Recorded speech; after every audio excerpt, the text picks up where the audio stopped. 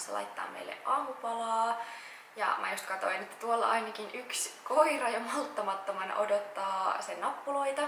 Ja mäkin tarvitsen mun aamukahvin. Täällä on tänään taas ihan superkaunis ilma. Ja tässä kaupungissa, missä me asutaan, on aina perjantaisin ja lauantaisin semmonen tori tuossa keskustassa. Niin mä ajattelin, että mä lähden käymään siellä varmaan tänään. Siellä torilla siis myydään vähän kaiken näköistä. Siellä on tämmösiä ihania kojuja, missä myydään kukkia ja sit kaikkea just ruokaa, siis marjoja, hedelmiä, kasviksia, lihaa, kalaa, kaiken näköistä. Niin mä voisin ainakin käydä hakeen sieltä vähän mansikoita nyt viikonlopuksi. Nyt mä alan laittaa aamupalaa ja aloitan siitä kahvinkeitosta. Onko sulla nälkä? No on. Pitäisikö saada aamuruokaa?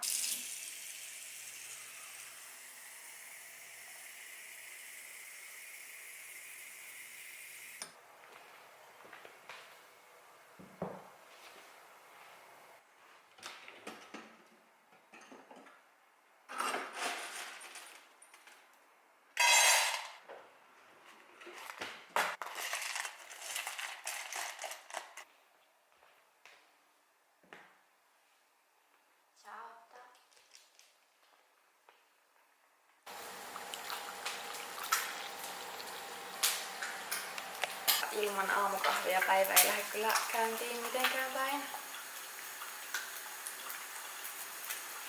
No. Hei Bessi! Niin, täytätkö sä ensi viikolla 2 vuotta? Joo. Ja joo, älkää ihmetelkö tätä meidän sohvaa näiden vilttien kanssa. Osasyy on se, että meillä on koira, niin nämä viltit on kiva pitää tässä, kun ne on niin helppo heittää sit pesuun. Mutta toinen syy on se, että tämä sohva on tällainen jättimäinen harmaa sohva. En jotenkin voi sietää sitä harmautta, minkä tämä sohva aiheuttaa tänne ilman näitä vilttejä. Joten tämä on nyt ollut tämmöinen hätäratkaisu. Ja katsotaan sitten jossain kohtaa, että päivitetäänkö sohva uuteen vai muutetaanko me tästä johonkin toiseen kotiin vai mitä. Tämä koti, missä me asutaan, on siis osittain kalustettu. Tämä sohva on kylläkin meidän oma, mutta joo. Mun 2 kananmunaa on vihdoin keittynyt.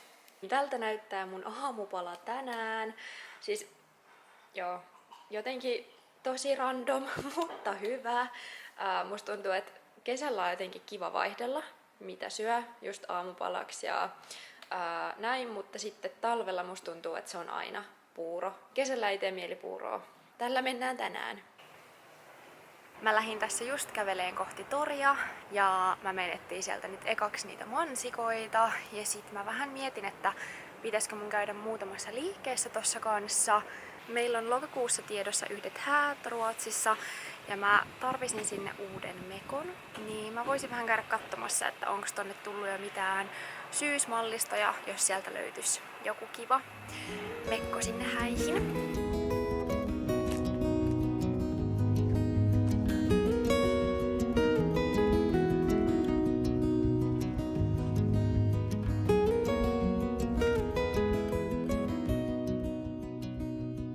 Okei, siis toi laukku on ehkä söpöin. Mä en kestä. Aivan ihana. Jotenkin tosi kesäinen. Noi auringonkukat on aivan ihania. Miten upeita nämä ruusut on. Ja siis 10 kimppu. Nämä kukat on siis aivan mielettömiä. Mä oon tehnyt hää- ja juhlasuunnittelua työkseni. Ja sinne juhliin, kun tilataan kukkia stylausta varten, niin usein ne tulee aina Hollannista. Ja en kyllä ihmettele yhtään. Näiden hinta-laatusuhde on vaan ihan mieletön. Siis nämä on upeita. Ja oikeesti onnea on, että meidän täällä kaupungissa, missä me asutaan, on joka perjantai ja lauantai tää tori, mistä me saadaan hakea sitten esimerkiksi just näitä kukkia ja noita mansikoita. Näiden takia mä tulin tänne.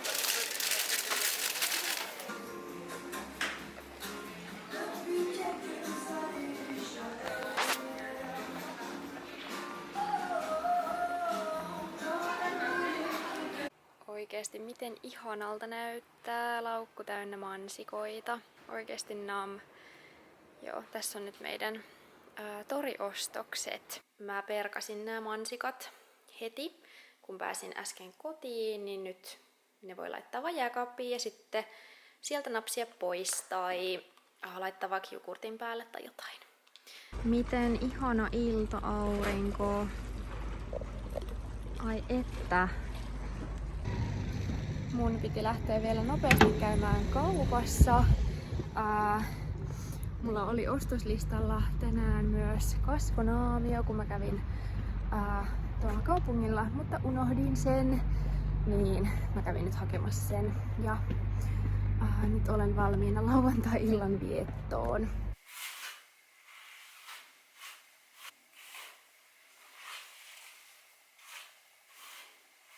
Mä tulin just suihkusta, pesin hiukset ja joo, musta tuntuu, että nyt kun täällä on ollut niin kuuma, niin hiukset rasvottuu tosi paljon nopeammin, niin niitä pitää pestä melkein joka ilta. Ja nyt olisi sit vuorossa vielä ihonhoitorutiini ja mä ajattelin, että mä voisin nyt näyttää sen tässä samalla kun mä teen sen. Aloitetaan ihon puhdistuksesta ja aina kun mä käytän meikkiä, niin mä puhdistan tällä tuotteella. Ja puhdistuksen jälkeen mä haluan sit vielä pestä mun kasvot, niin mä pesen mun kasvot tällä tuotteella. Mulla on tällä hetkellä käytössä aika paljon korealaista kosmetiikkaa ja nämä seuraavat tuotteet on itse asiassa Aasiasta. Ja mä oon yrittänyt etsiä näitä nyt myös eurooppalaisista nettikaupoista, mistä näitä voisi tilata, mutta en siis löydä mistään, mikä mua harmittaa, koska nämä on ihan superhyviä tuotteita.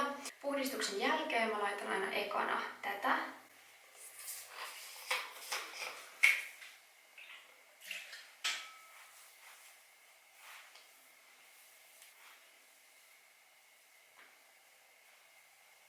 Sitten tonerin jälkeen mä käytän tätä.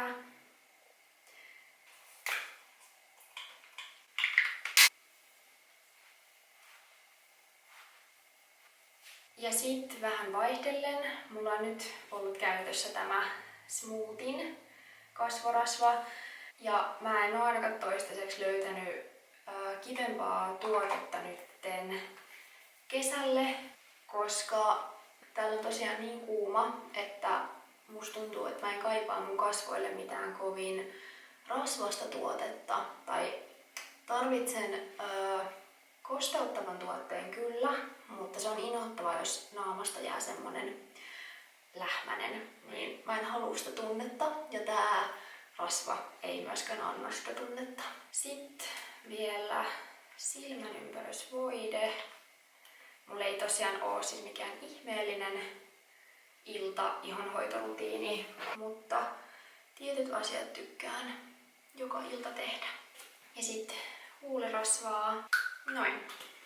Mut joo, siinä se olisi lyhyt ja ytimekäs. Meillä olisi suunnitelmissa nyt katsoa vaan illalla meidän sarjaa, mikä meillä on kesken.